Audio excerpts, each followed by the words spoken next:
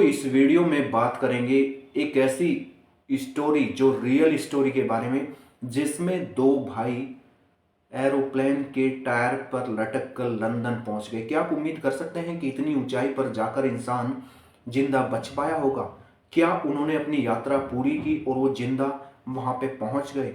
क्या वो इतनी ऊंचाई का तापमान सहन कर पाए? सारा इस वीडियो में हम समझने वाले हैं। दोस्तों, ये बात है सन 1995-96 की, जब पंजाब में आतंकवाद चरम पर था। तो उस टाइम पे सुरक्षा एजेंसियों ने और पुलिस ने मिलकर आतंकवाद को ख़त्म करने की, समाप्त करने की एक मुहिम शुरू करी। और इस मुहिम में क्या हुआ, जैसे किसी को भी पकड़ लिया जाता, जिस पे शक होता था उसे उठा लिया जाता, तो और उन्हें इंट्रोगेशन सेंटर ले जाया जाता था। तो इसमें क्या था, दो भाई थे, जिन दो भाइयों का नाम था विजय और प्रदीप।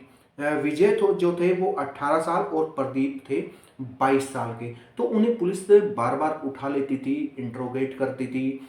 ये दोनों भाई क्या थे, ये दोनों भाई कार मैकेनिक थे और ये बोलते थे पुलिस को कि हमने कोई अपराध नहीं किया, हम किसी के साथ मिले हुए नहीं है। लेकिन पुलिस को शक था कि ये इस काम के साथ साथ खालिस्तानी गतिविधियों में भी शामिल हैं। तो इन्होंने बहुत बार पुलिस को समझाया, पुलिस को बताया, लेकिन पुलिस ने इन पर हमेशा पुलिस इन पर शक करती रही। पुलिस इन्हें जब चाहे जब उठा लिया करती थी। तो इससे ही दोनों भाई बहुत ज़्यादा परेशान हो गए और उन्होंने सोचा कि ऐसे काम नहीं चलेगा। तो इन्होंने देश छोड़ने का प्लान बनाया, इन्होंने देश छोड़ने की योजना बनाई कि हम देश से भाग जाते हैं, इंडिया को छोड़ देते हैं। तो फिर हुआ क्या, इनके पास इतना पैसा नहीं था। इन्होंने बहुत कोशिश की, कैसे रिश्तेदारों से पूछा और यार दोस्तों से पूछा कि विदेश कैसे जाया जाता। तो इनके पास क्या था, ना तो पासपोर्ट था, ना इनके पास इतना पैसा था। तो इन्होंने क्या किया, एक दूसरा रास्ता अपनाया कि दूसरे रास्ते से इलीगल, जिसे कहते हैं इलीगल वे अपनाया, जिससे लंदन जा सकें लोग। तो इन्होंने क्या किया, इन्होंने एक, जो कह सकते हैं, एक तस्कर था तो उससे संपर्क किया कि तस्कर इन्हें कैसे लंदन भेज सकता है। कि इनके पास थोड़े बहुत जो पैसे थे वो इन्होंने इकट्ठे किए और एक तस्कर से इनकी मुलाकात हो गई। उस तस्कर ने क्या बोला इन्हें कि जो लगेज है उस लगेज में वो इन्हें छुपा देगा और इस तरीके से वो इन्हें लंदन भेज देगा। इसमें उन्होंने क्या किया, उसको 150 पाउंड दिए। तो 150 पाउंड देने के बाद सारी बातें हो गई तस्कर से। तो उसने बोला कि ठीक है, जब टाइम देखते हैं, सुटेबल टाइम कब होता है, तो उस हिसाब से मैं आपको बता दूंगा और मैं तुम्हें लंदन भेज दूंगा।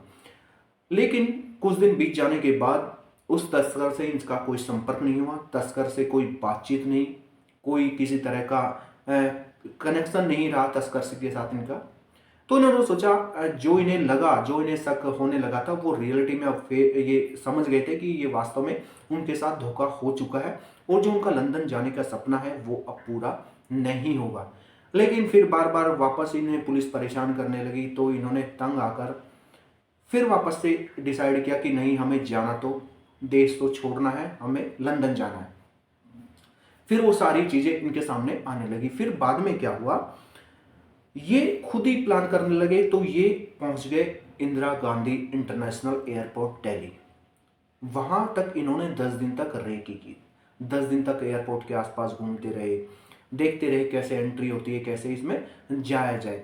तो एक दिन उन्हें मौका मिल गया अंदर जाने का और उसमें क्या हुआ, ये एरोप्लेन तक पहुंच गए। जो लंदन जाने वाली फ्लाइट थी उस फ्लाइट तक ये पहुंच गए।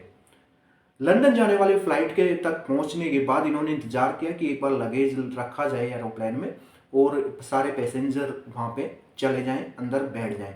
तो इन्होंने इस चीज़ का वेट किया और वेट करने के बाद जब सभी पैसेंजर चले गए, बैठ गए अंदर और लगेज रखा गया, तो इन दोनों भाइयों ने क्या किया, दोनों भाइयों ने जैसे उस तस्कर से जो पहले बात होती थी इनकी, तो उसने सारा पूछ रखा था, मतलब सारी बातें हो रखी थी। तो प्लेन के बारे में, एरोप्लेन के बारे में एक तरह से आप कह सकते हैं इन्होंने अच्छा स्टडी किया था, कहाँ पे क्या होता है।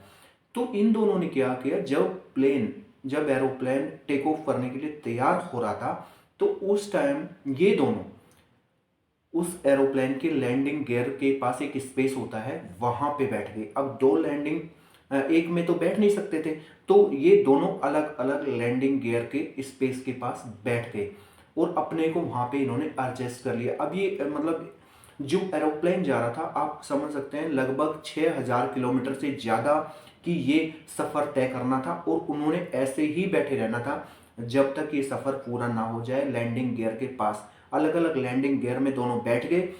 इन दोनों ने नॉर्मल कपड़े पहने हुए थे, मतलब जैकेट, ठंड से बचने का इनके पास कोई और साधन नहीं था, कोई ऑप्शन नहीं था। और ये एरोप्लेन लगभग 40,000 फीट की ऊंचाई पे उड़ान भरने लगा। इतनी ज़्यादा आवाज़ थी कि दोनों एक दूसरे को देख रहे थे। सिर्फ एक दूसरे से अगर बातें करना चाहे, कुछ बोलना चाहे, तो वो एक दूसरे से अपनी बात नहीं पहुंचा सकते थे, क्योंकि इतनी ज़्यादा साउंड थी वहाँ पे जब एरोप्लेन 40,000 फीट की ऊंचाई पे उड़ान भर रहा था। आप समझ सकते हैं, यदि हम एक दो मंजिल के मकान से ऊपर से नीचे की तरफ देखते हैं तो हालत कैसी हो जाती है। 40,000 फीट की ऊंचाई पर जाकर कैसा महसूस हो रहा होगा। लेकिन उन्हें एक जिद थी कि उन्हें देश छोड़ना है, उन्हें लंदन जाना है। वहाँ पे साउंड बहुत ज़्यादा थी एरोप्लेन की, तो कोई बातें एक दूसरे को नहीं सुन रही थी। उन्हें लगा, कान के पर्दे फटने लगे उनके, और उन्हें लगा कि अब मौत निश्चित है, अब वो जिंदा नहीं जा सकते। उन्हें अब मन में ये एहसास होने लगा था। और जब एक वहाँ पे हिथ्रो एयरपोर्ट पे एरोप्लेन ने लैंड किया और जब वहाँ पे स्टाफ आया लगेज उतारने के लिए, तब उन्होंने किसी के कराने की आवाज़ सुनी। आदमी कौन था? जब स्टाफ ने देखा तो वो प्रदीप था। प्रदीप अधमरी हालत में था। उसे हॉस्पिटल लेके जाया गया, जहाँ पे 4 दिन बाद उसको होश आया। होश में आते ही उसने अपने भाई के बारे में पूछा, तो मतलब स्टाफ ने उससे पूछा था कि तुम्हारे अलावा कोई और भी था क्या? उसने बताया मेरा भाई भी मेरे साथ था। तो पुलिस ने फिर सर्च किया वहाँ पे, तो उसके बाद फ़ोन आया पुलिस को कि यहाँ पे कोई डेड बॉडी पड़ी हुई है। तो जब प्रदीप को वो फोटो दिखाई गई तो उसने पहचान लिया कि ये मेरा भाई है। उसकी मौत हो चुकी थी, मतलब वो रास्ते में ही गिर चुका था एरोप्लेन से, उसकी मृत्यु रास्ते में ही हो चुकी थी। लेकिन प्रदीप अभी जिंदा था। तो प्रदीप की जिंदा बचने के लिए जो थ्योरी निकल के आई डॉक्टर की, डॉक्टर ने उस पर रिसर्च किया तो उन्हें निकल के आई, ये चीज़ निकल के आई सामने कि उसकी जो बॉडी है उसने काम करना बंद कर दिया था, मतलब रिएक्ट करना बंद कर दिया था। बाहर क्या हो रहा है, क्या टेम्परेचर है, उसकी बॉडी उसको ऑब्जर्व नहीं कर पा रही थी। इस वजह से वो जिंदा बच गया। अगर उसकी बॉडी भी उन चीज़ों को ऑब्जर्व कर पाती तो उसके दिमाग की नसें इतने साउंड से फट जाती और उसकी भी अपने भाई की तरह मौत हो जाती। फिर क्या हुआ, ये मामला पहुंचा कोर्ट में। कोर्ट में क्या हुआ, कोर्ट ने इसे इलीगल माना कि आप इलीगल तरीके से यहाँ पे आए हैं तो आपको जेल जाना पड़ेगा और आपको वापस भारत भेजा जाएगा। ये सारी चीज़ें निकल के आई तो वहाँ पे उसने रिक्वेस्ट की कोर्ट से, वहाँ पे की सरकार से अपील की कि मैं वहाँ पे परेशान था, मैं इस वजह से यहाँ पे आया हूँ, तो मुझे वापस ना भेजा जाए, मुझे यहाँ की नागरिकता दी जाए।